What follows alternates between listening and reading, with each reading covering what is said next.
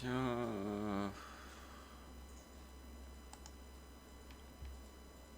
늦게 온 사람은 늦게 온 사람이고 일단 시작을 해야겠지. 일단가 오전에 하고 오후에는 점심 먹고 나서 조금 발표 준비할 시간을 좀 주긴 할게요. 정리하고 할 시간은.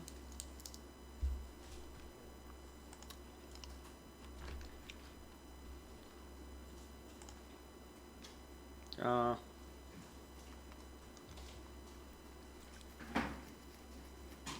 그때 어디까지 했더라? 봅시다 한번. 스크립트를 보면 알겠지.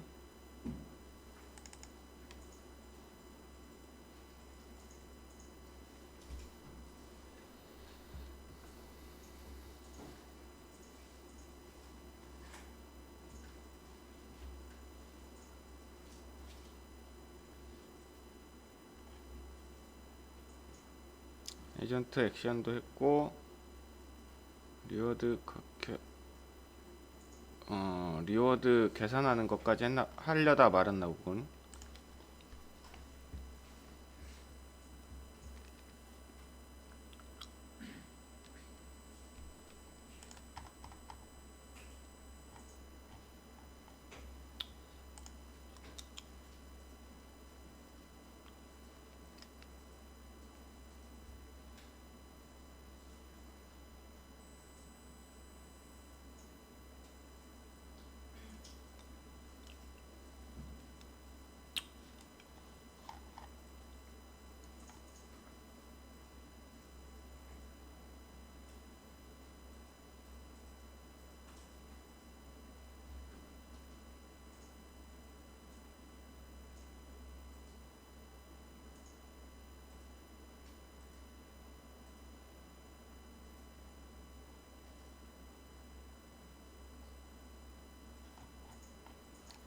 자, 그러면 여기서부터 해볼게요.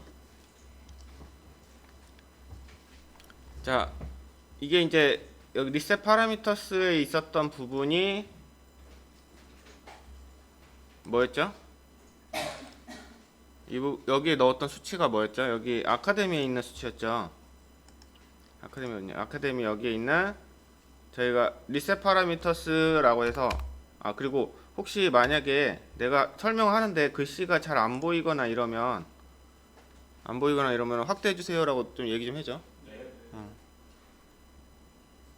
왜냐면 내가 이렇게 여기 강의실, 저기 4층은 몰라도 여기 강의실은 처음이라서 이렇게 거리가 먼 경우가 별로 없어가지고 다른 데 가도, 그래서 감각이 이렇게 내가 잘 안, 여기서 보면 또 잘 보여. 그래서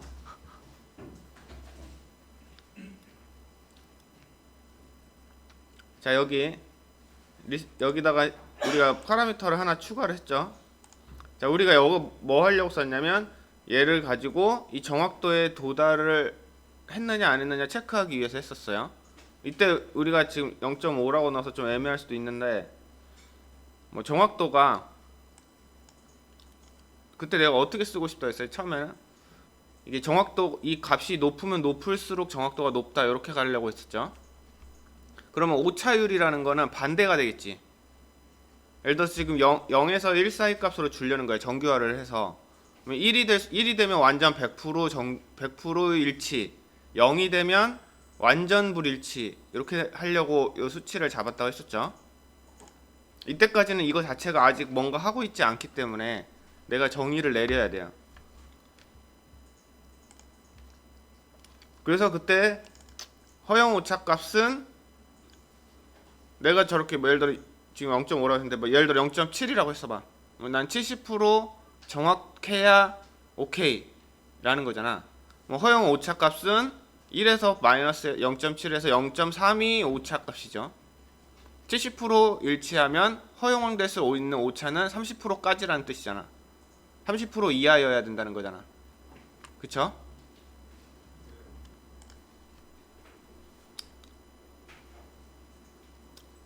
그래서 점수를 부여할 때는 만일에 그 실제 그 위에서 그 오차값 구하는 것까지는 했었죠. 비교해가지고 두 개 바닥하고 카멜레온하고 비교해서 평균 어느 정도 오차가 났는지 값이 구하는 값을 계산을 했었어요. 그래서 그 값이 이 지금 요 파라미터를 통해서 들어올 거야. 그래서 평균 오차 값이 실제 평균 오차죠. 실제 평균 오차 값이 허용 오차보다 작으면 상점을 부여한다.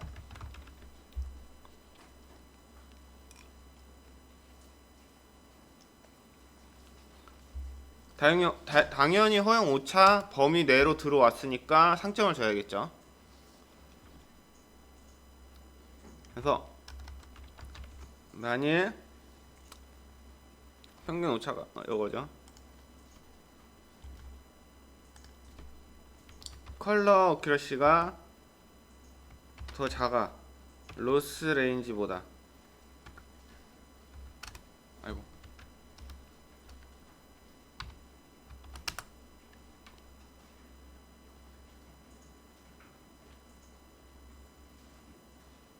그럼 애들 리워드 해서 넣어도 되는데 여기서 한 가지 조건을 더 줄 거예요. 그래서 만일 허용 오차 안에는 일단 들어오기는 했는데 추가로 허용 오차 이내에서 색상을 그대로 유지하고 있다면 점수를 추가 득점한다.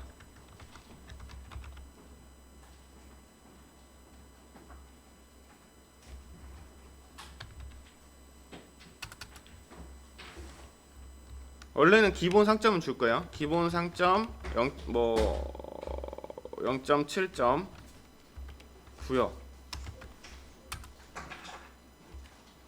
그래서 일단 임시 변수를 하나 만들 거야.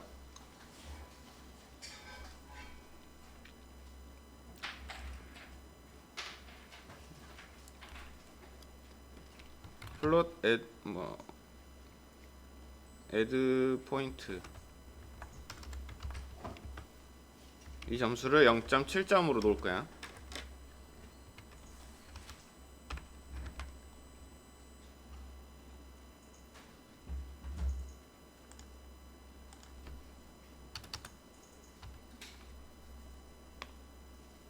자, 요 밑에 거를 왜 집어넣냐면 그거예요. 물론 그냥 요것만 해도 돼. 그런데 내가 허용 오차 범위는 좀 있잖아. 허용 오차 범위 안에서 내가 억지로 막 움직이려고 해서 막 색깔이 깜빡깜빡거리는 것보다는 범위 안에 들어와서 어느 정도 비슷해졌으면 그 상태에서 뭐 색깔이 가만히 이렇게 유지가 딱 되고 있는 게 좀 더 보기 좋죠. 그래서 그 상태로 만들려고 하는 거야. 더 유도를 하는 거야, 그렇게. 왜냐면 상점이 높은 쪽으로 행동을 하려는 게 머신러닝의 목적이잖아. 그러니까 상점으로 이렇게 행동을 유도를 할 수도 있다는 거야. 그래서 색상이 그대로 유지되고 있다는 뜻은 어떻게 코드로 바꿀 수 있을까?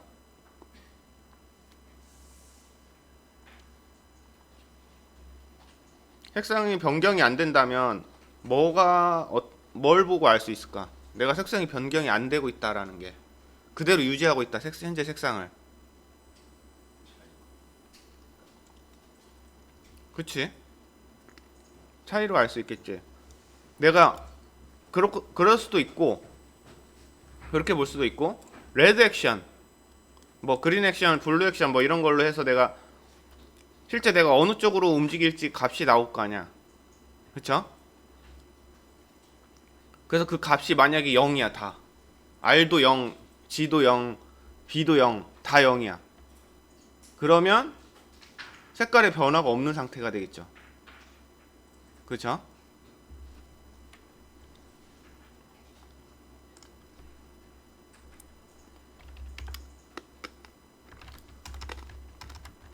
색상을 유지하고 있는 상태라는 것은 레드 액션과 블루 액션 알지 그린 액션과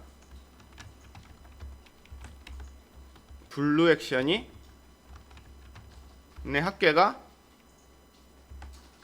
0이라는 뜻하고 같죠. 이렇게 써야겠다. 그죠? 얘가 레드 액션, 이 레드 액션, 그린 액션, 블루 액션이 각각의 그 색상 컬러 변수 값을 어느 방향으로 얼마만큼 움직일 건지 그거에 대한 거였으니까 그 합계 값이 0으로 나온다는 건 아예 안 움직인다는 거였지. 그래서 얼마냐 레드 액션 플러스 그린 액션 플러스 블루 액션이 0이야. 그럼 아까 애드 포인트에다가 0.3점을 더 추가로 구해. 그럼 총 몇 점이 돼요? 1점이 되겠지. 색상을 허용 오차 안에 들어와 있는 상태이면서 동시에 색상을 만약에 변화 안 시키고 유지하고 있어. 그 상태로 허용 오차 안에 들어온 상태로 유지를 하고 있어. 그러면 1점까지 올라간다는 거 있죠. 상점이. 물론 허용 오차 안에 들어오기만 해도 내 색상을 변화시켜서 들어오기만 해도 0.7점은 부여가 될 거예요. 자, 그러면 여기서 애드 포인트를 다 계산했으니까 실제로 이제 상점을 그 머신러닝 쪽에 넘겨줘야죠. 텐서 쪽에. 그래서 애드 리워드 이걸로 집어넣죠. 이 안에 애드 포인트를 넣을 거예요. 계산된.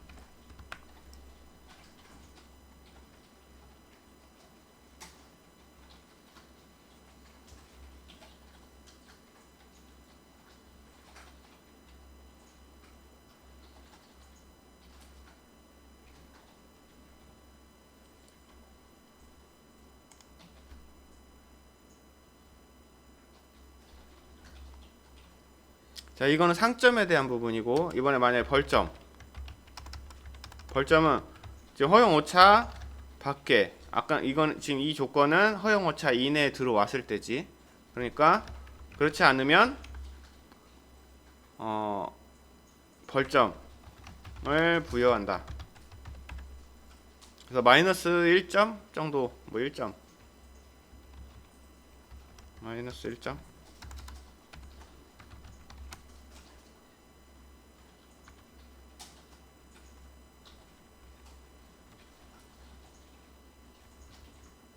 마이너스 1점은 좀 작나? 한 마이너스 2점 그런가 좀.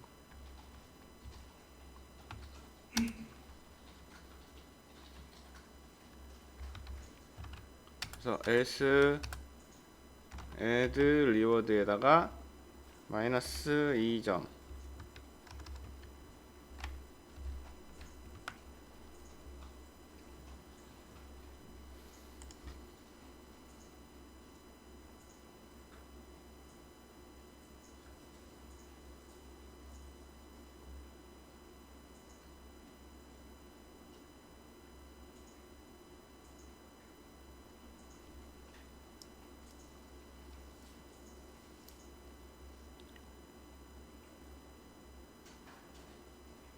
자, 그런데 요렇게만 처리해도 사실 뭐 크게 상관은 없어요.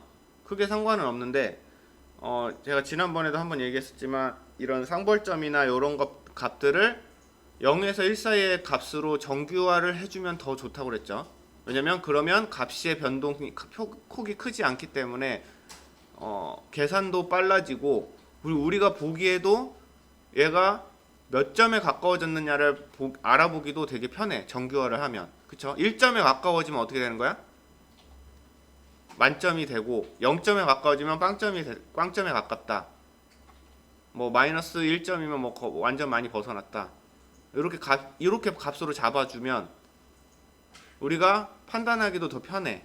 그쵸? 그래서 정규화를 해주는 편이 좋겠죠. 그럼 상점과 벌점의 정규화는 어떻게 하면 될까?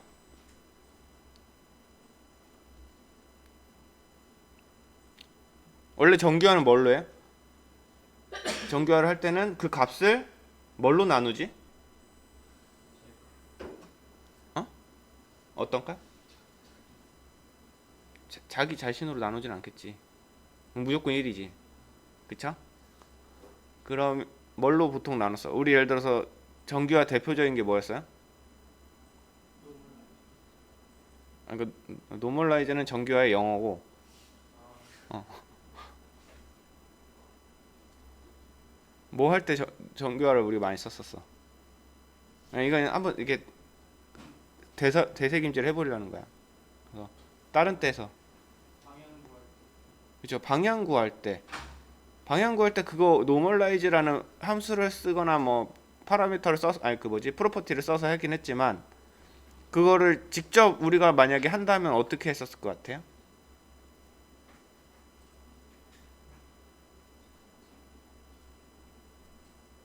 가끔은 그러니까 요런 식으로 착안을 해서 구현을 해보는 것도 재밌어요. 그러니까 원래 내가 항상 써왔던 함수를 내가 직접 구현한다면 어떻게 될까라고 생각을 하면 해볼 만한 게 되게 많이 있어요.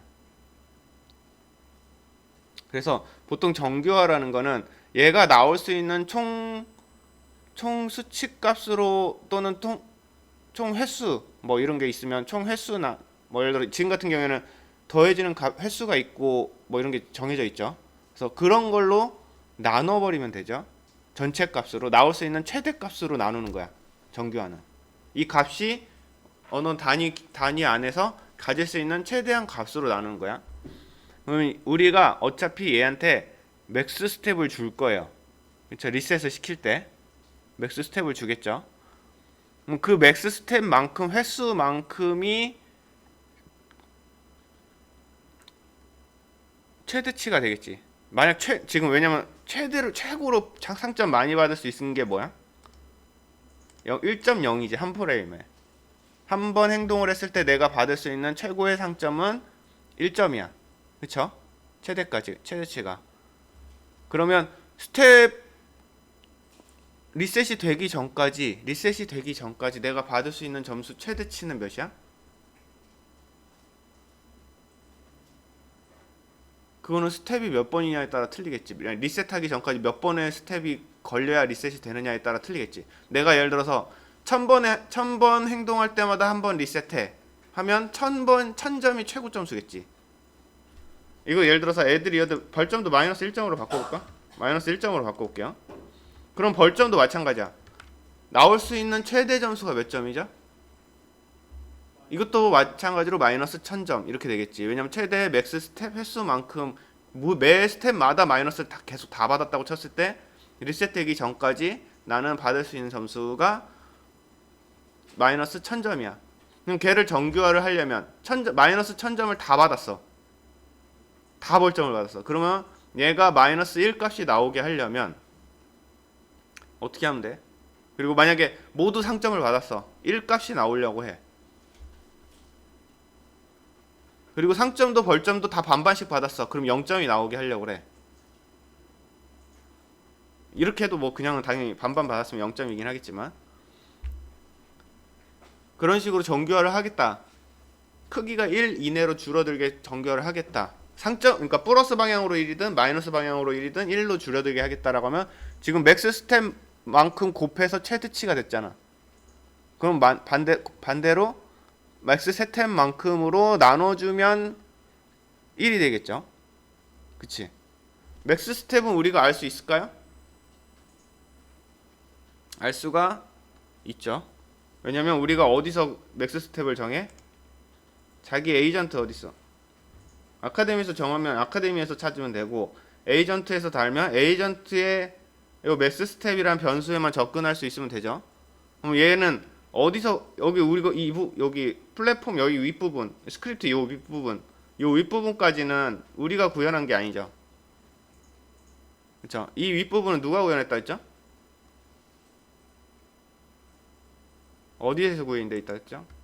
바로 우리가 상속받고 있는 에이전트 부모에서 구현이 되어 있는 거야. 그래서 우리가 이걸 상속받고 있는 거고 저걸 쓰기 위해서. 그래서 에이전트 안에 요런 게 있어요. 뭐 에이전트 파라메터스,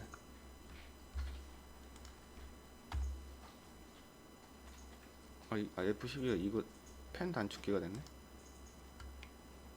자, 에이전트 파라미터스라는 클래스가 있어요. 얘는 그 에이전트가 또 얘 에이전트 파라미터스를 포함하고 있어가지고 상속을 받고 있어가지고 여기 보면 얘는 지금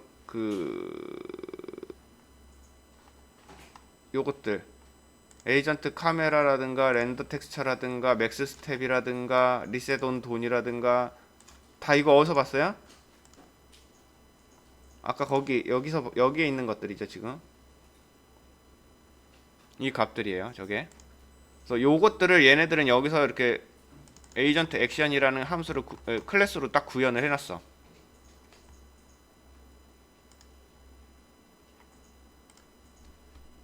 그래서 거기에 우리는 에이전트 파라미터스가 아니고 대문자 말고 에이전트 파라미터스. 왜냐면 현재 내거 저 구현 클래스가 아니라 실제로 우리가 받고 있는 우리 거 에이전트 파라미터스예요. 에 맥스 스텝,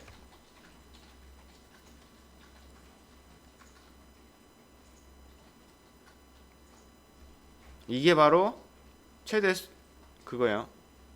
요 에이전트 우리가 만든 에이전트 이쪽에 있는 요 에이전트 안에 있는 요 맥스 스텝 요 값이에요. 요 안에 있는 파라미터들을 불러오고 싶으면 다 요렇게 에이전트 파라미터스라는 요거 점 안에 있어요. 그럼 요 맥스 스텝 값으로 우리가 맥스 스텝 값을 몇을 넣든 간에 그 값으로 나눠주면 정규화가 되겠죠. 오차도 마찬가지고, 오차란다. 벌점도 마찬가지고.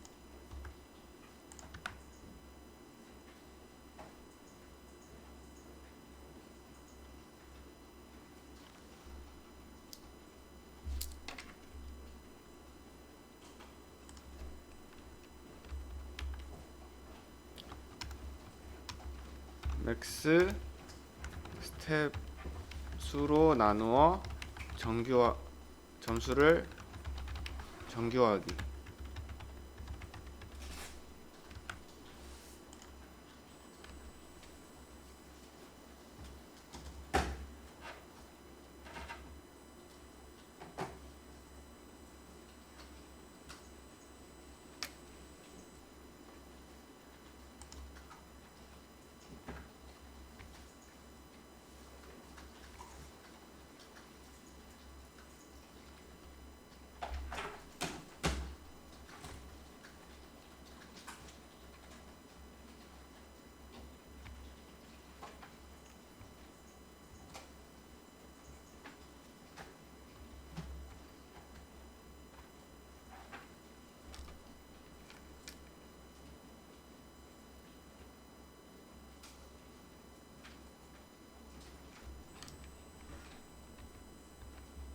자, 여기까지 됐나요?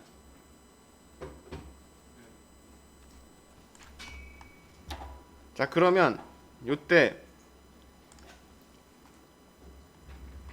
우리가 이제 에이전트 파라미터스 맥스 스텝 요런 걸로 나누기로 했으면 분모를 저렇게 설정을 하게 되면 요런 예외 처리를 해주는 게 좋아요. 평균적으로 분모 값이 0이 되면 돼야 안 돼요. 무조건 에러 나겠죠. 이제 그쵸? 분모 값이 0으로 나면 0으로는 나눌 수가 없으니까 에러가 날 거야.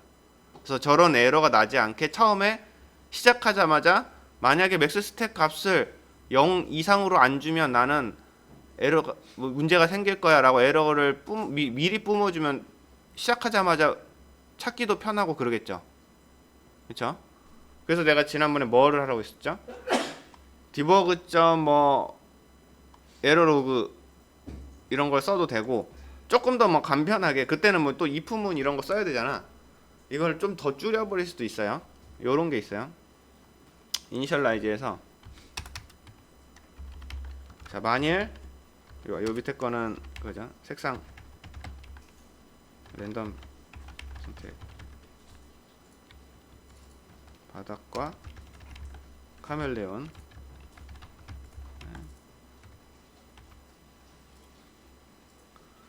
자, 만일 맥스 스택 값이 0보다 작거나 0보다 작으면 에러 표시.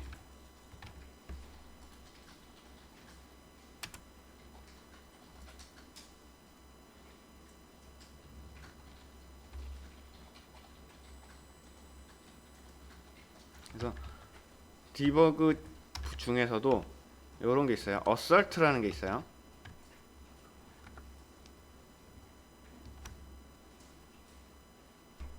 그럼 여기다가 조건을 넣을 수 있어요. 이때 넣는 조건은 0보다 에러가 날 조건을 쓰는 게 아니라 에러가 안 날 조건을 쓰는 거야. 정상적인 조건을 쓰는 거야. 그래서 정상적인 조건이 아닐 경우에 내가 이제 표현하고 싶은 에러 메시지를 써주는 거야. 그래서 맥스 스텝 값은 에이전트 파라미터스의 맥스 스텝 이 값이 0보다 커야죠. 원래 우리가 원하는 건 정상이라고 생각하는 값은 에이전트 파라미터스의 맥스 스텝은 항상 0보다 컸으면 좋겠어. 근데 만약에 그렇게 안 했으면 이런 뭐 맥스 스텝은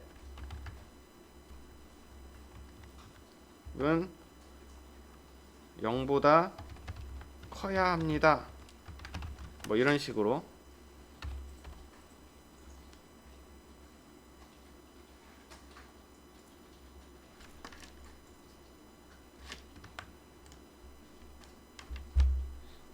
만약에 0보다 작으면 요 빨간색으로 요게 뜰 거야. 에러가. 하지만 뭐 0보다 크면 정상적이니까 아무 에러도 안 뜨고 잘 될 거야.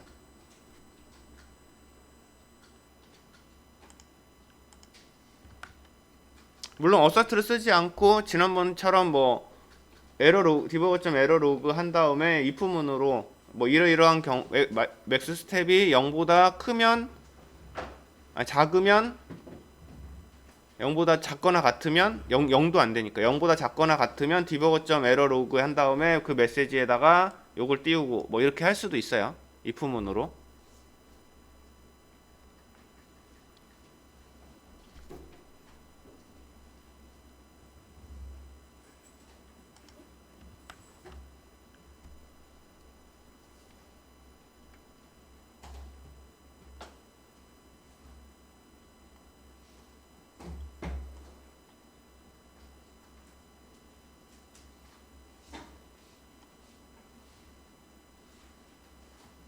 자, 이거 됐나요? 자, 그러면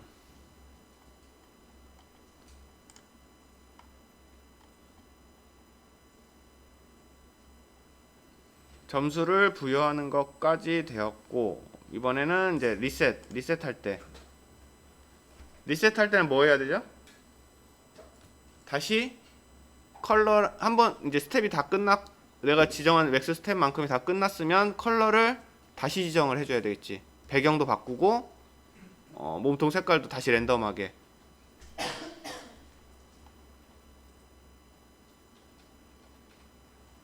그러면 그 함수가 어딨지? 어디다 만들어놨지? 지난번에 내가 함수 랜덤하게 하는 거 하나 만들어놨죠? 일단 랜덤 셋 컬러 플랫폼이랑 카멜레온 둘다 랜덤 셋 컬러 셋.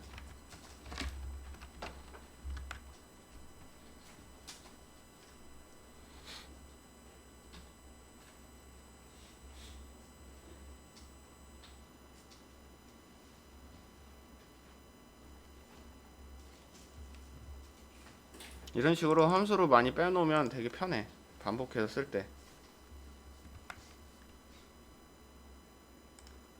자, 그러면 일단 다시 열로 돌아와서 일단 보니까 카멜레온 여기 플랫폼이랑 이런 거 설정 안 해놨죠? 자, 플랫폼에는 카멜레온 베이스를 넣어놓으면 되겠고요. 이게 매터리얼이 아닌가? 아, 그치.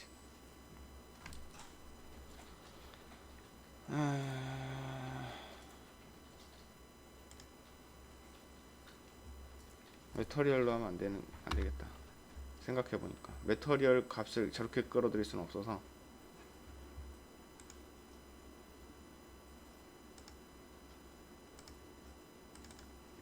잠깐 여기 조금만 수정을 할게요.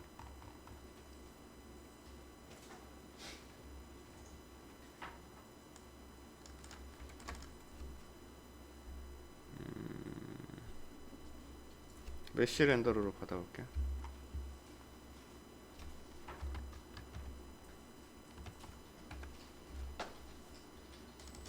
플랫폼하고 카멜레온을 메쉬 렌더러로 수정을 할게요.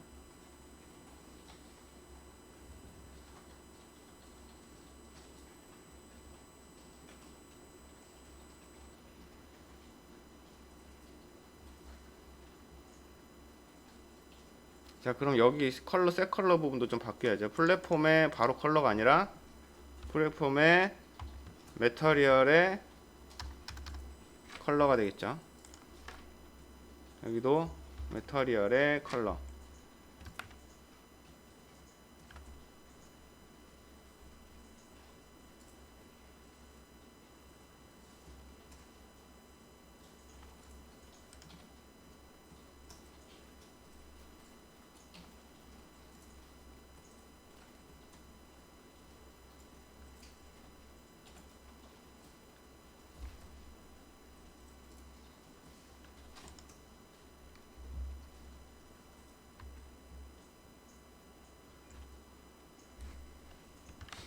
자, 그럼 다시 돌아와서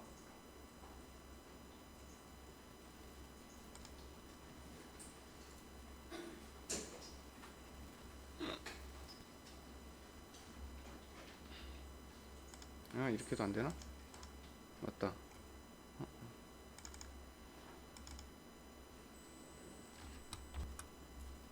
자, 이렇게 됐어요. 수정하니까.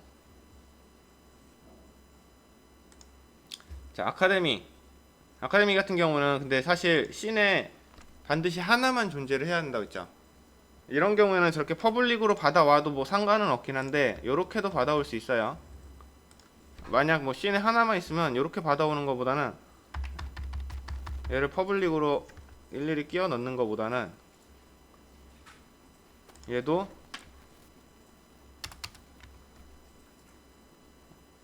아까 이름이 뭐였지?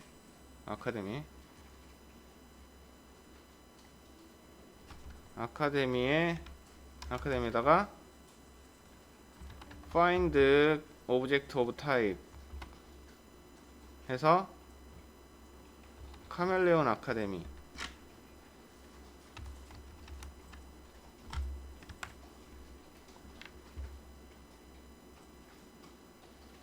자, 이거는 이제 컴포넌트 오브젝트, 게임 오브젝트에 이런 컴포넌트가 있는 게 있으면 그걸 가져와 라는 거거든요.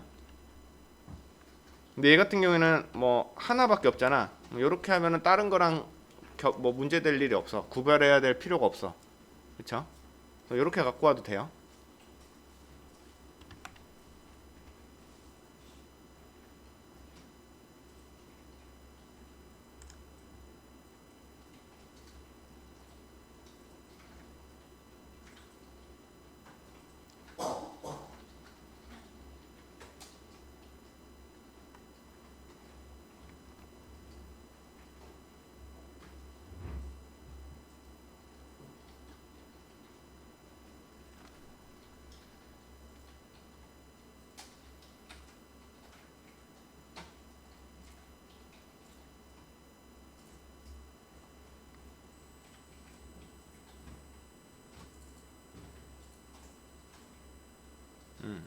자, 여기까지 됐나요?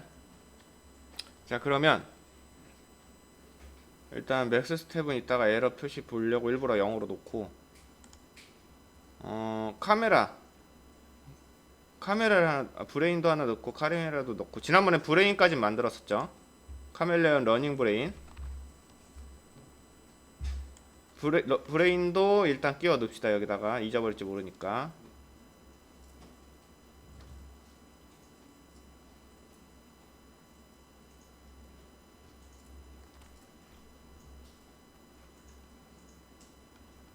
그리고 나서 내가 지금 녹화 제대로 하고 있나? 하고 있구나. 자, 애드 카메라라는 걸 하나 누를게요. 여기 에이전트 카메라스 밑에 카메라 밑에 애드 카메라라는 버튼이 있고 리무브 카메라라는 버튼이 있는데, 이건 당연히 지우는 거고 이건 추가하는 걸 건데, 애드 카메라에서 카메라를 하나 추가를 할 거야. 자, 여기에 이제 뭐냐면 내가 관찰을 벡터 관찰로 하지 않고 카메라 관찰로 한다고 했었죠.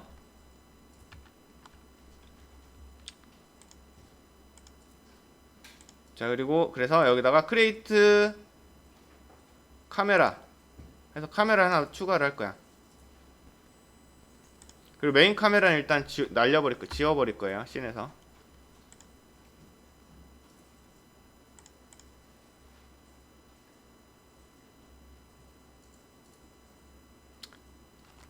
그 다음에 적정한 위치를 맞춰야 돼. 일단은 적정한 위치를 맞추기 제일 쉬운 방법이 뭐 있어요? 이렇게 대충 내가 여기 씬에서 이렇게 맞춰놓고 요 씬이 요 카메라가 요렇게 요 형태대로 찍히게 쉽게 수정하는 방법이 있죠. 요 카메라를 선택한 상태에서 최대한 배경이 조금 나오게, 배경이 말하는 게 요 바닥 말고 저 바닥 외에 다른 게 최대한 가급적이면 적게 나올수록 좋겠지. 최대한 내가 관찰하고자 하는 애만 나오는 게 좋겠죠. 그래서 이 상태로 이렇게 놓을까?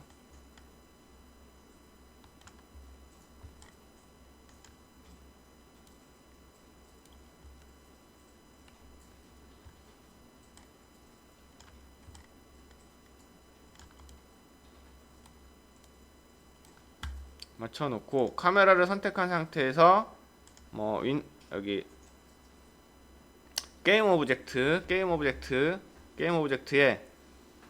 Align with View 단축키로는 뭐야? 컨트롤 시프트 F.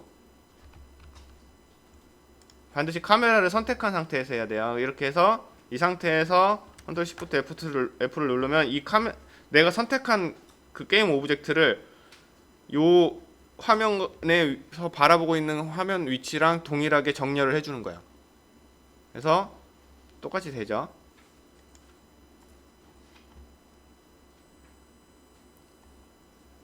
지금보다 약간 조금 더 가까이 해볼까?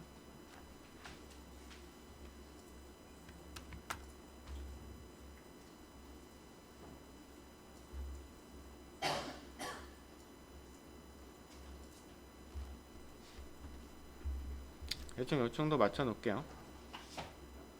그리고 나서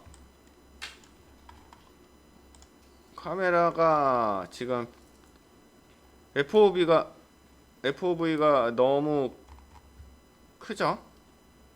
그래서 거리를 클리핑을 좀 줄입시다. 절도체를 far를 확 줄여서 몇 가지 줄일까? 100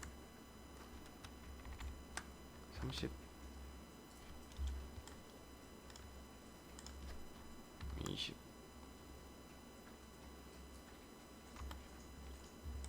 20 20 정도까지로 줄일게요.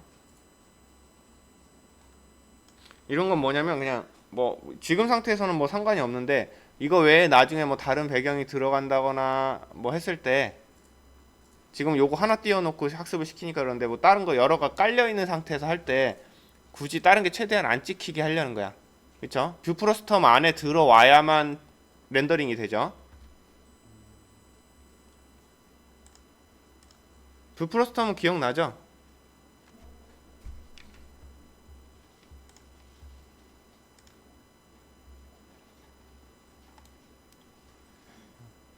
좀 요 하얗게 그려지는 거, 요게 뷰 프로스텀이에요.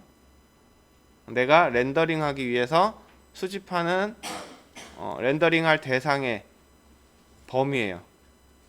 그래서 요 안에 것들만 가지고 나중에 계산해서 이렇게 스크린 좌표계로 전환을 한다고 했어요. 그게 바로 트랜스폼이라고 했었어요. 그 황동을.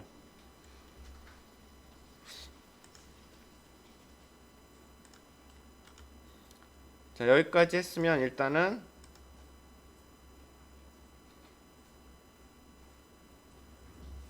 FOV는 안 줄여도 되겠죠?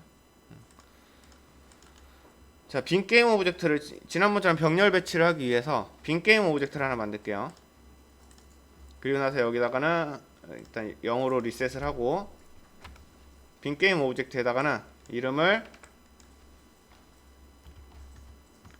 카멜레온 게임이라고 할까? 카멜레온 뷰라고 할까? 카멜레온 뷰.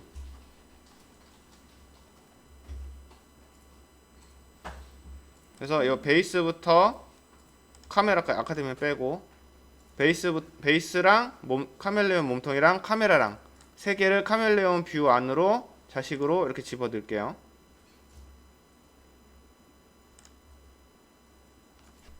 그리고 나서 이 카멜레온 뷰를 프리팹으로 만들 거니까 폴더를 하나 만들고 프리팹스, 이 프리팹스 폴더 안에다가 카멜레온 뷰를 드래그 앤 드랍해서 프리팹으로 만들어 줄게요.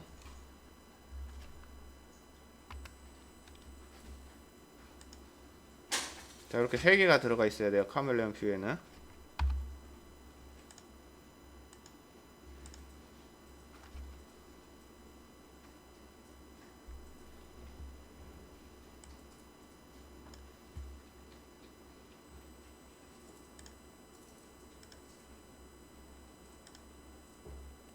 이것까지 할걸.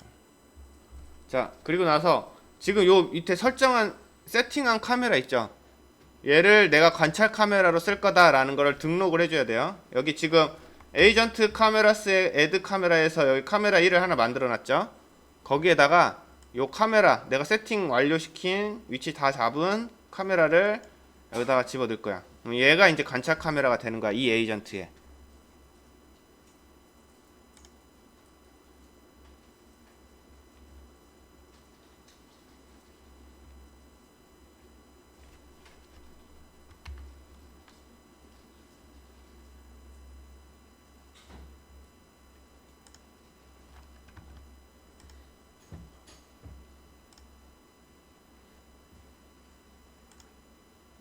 그리고 나서 지난번에 카메라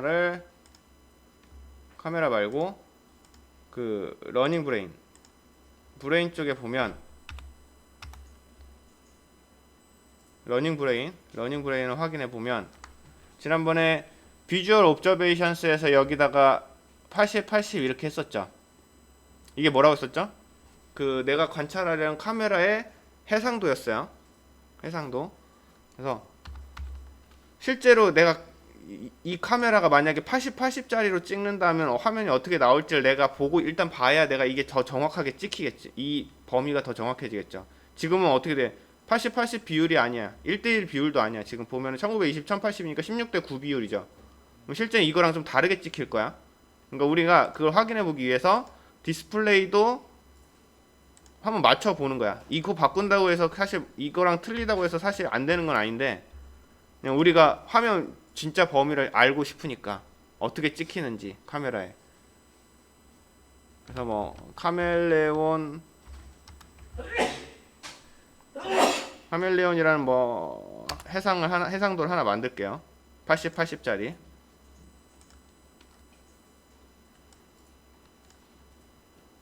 이렇게 놓으면 80은 너무 화면이 작으니까 여기 스케일을 좀 키워. 이렇게 여기 스케일을 키우면 내가 좀 크게 보이겠죠.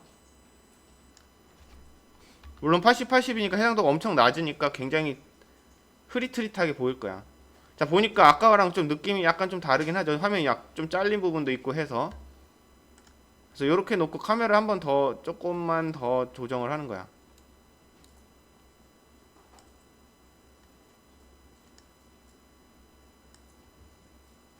일단 메인 주인공인 카메라는 당연히 제일 잘 보이는 위치에 있어야 될 거고,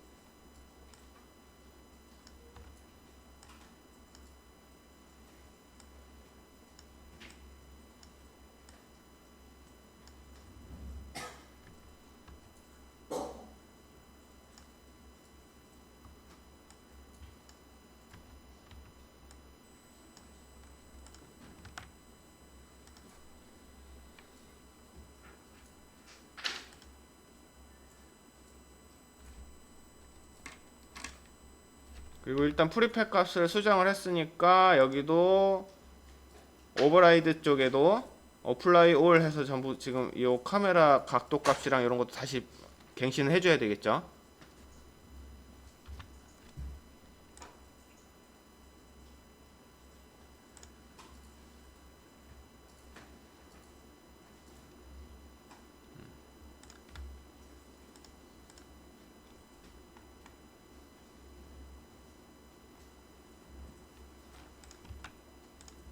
여기까지 됐죠. 그리고 나서 얘를 지난번처럼 병렬 배치를 해줄 거예요.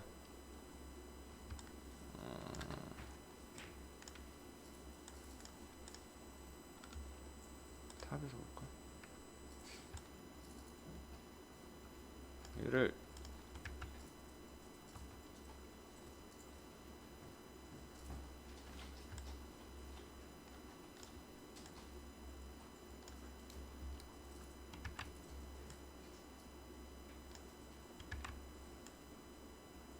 한 8마리 놓읍시다. 8마리. 이렇게 4마리 놓고 복사해서 이렇게 4마리 놓고 최대한 카메라에 안 비치게 상대방이.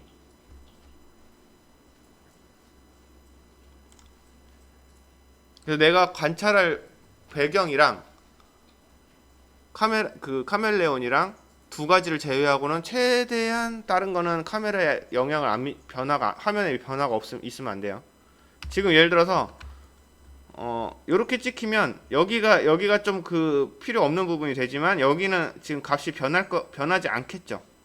어차피 이 안에 뭐 들어온 게 없으니까 이 상태 그대로 항상 있겠죠. 그러면 학습에 얘네들은 영향을 미치지 않겠죠. 사실 변하는 부분이 여기와 여기 부분만 될 테니까. 그렇죠?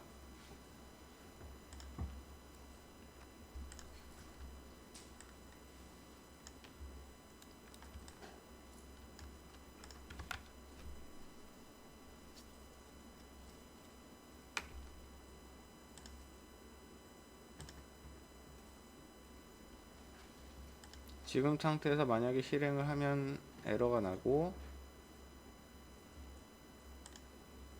요 에러가 늦어. 요게 그거죠. 맥스 스텝은 0보다 커야 됩니다가 8개가 떴죠.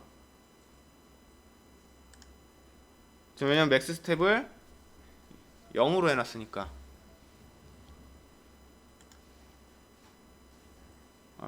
하나만 하고 플레이 해볼걸.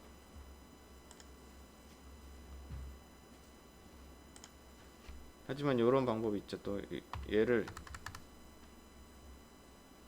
한 1000번에 한 번씩 리셋, 1000스텝당 한 번씩 리셋을 한다고 치고,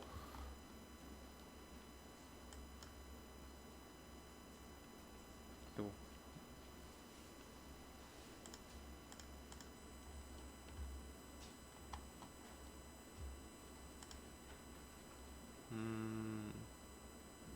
다시 얘를 어플라이를 해주면 다른 애들도 1000번으로 다 바뀌어 있겠지. 내가 지금 뭐 했어요? 프리팹 얘 하나 바꾼 다음에 요 부모가 되는 요 프리팹을 한 번 더 오버라이드를 한 거예요. 그럼 나머지도 다 똑같이 1000번으로 바뀌겠죠?